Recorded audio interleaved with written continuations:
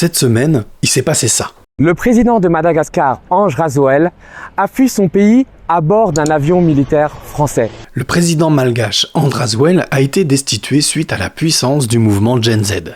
Grâce à l'action d'Emmanuel Macron, le président a fui son propre pays sous la pression des manifestants, rejoint par une partie des militaires qui a refusé de tirer sur ses compatriotes. La fuite du président a été permise par un accord secret entre les deux dirigeants, un avion militaire français ayant été octroyé pour sauver le dirigeant Rajoelina, destitué dans la foulée par l'Assemblée nationale malgache. Le mouvement qui a permis ça, c'est la Gen Z, du nom de la génération née à l'aube du XXIe siècle. Un mouvement jeune donc, mais aussi selon son manifeste, révolutionnaire, solidaire, émancipateur, sans leader, indépendant, décentralisé, numérique, démocratique, non violent et écologique.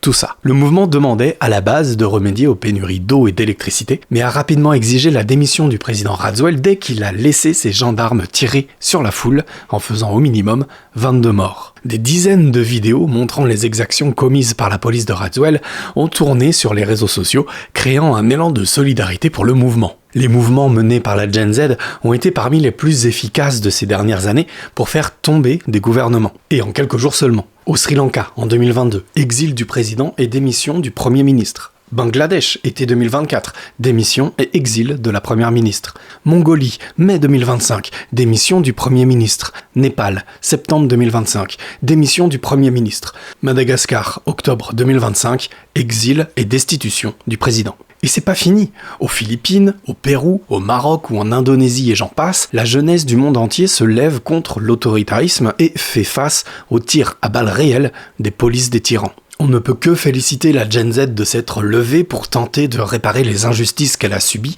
et qu'elle subit encore. On peut aussi les soutenir dans leur lutte qui ne fait que commencer à Madagascar notamment, en se méfiant des militaires qui ont annoncé prendre le pouvoir pour un moment, le temps d'une transition politique.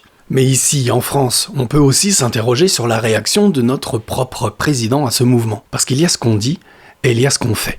Je veux dire ici, comme partout, qu'on regarde la jeunesse de ces pays avec beaucoup d'admiration, d'affection. On a une jeunesse qui s'est exprimée, qui est politisée, qui veut vivre mieux. Et ça, c'est une très bonne chose. Ici, Macron dit toute son admiration pour la jeunesse, mais à côté de ça, il aide directement Rajoelina qui s'est enfermé dans l'autoritarisme et la violence d'État. Est-ce que ça raconterait pas quelque chose du moment qu'on vit chez nous et de quel côté est véritablement l'État français ?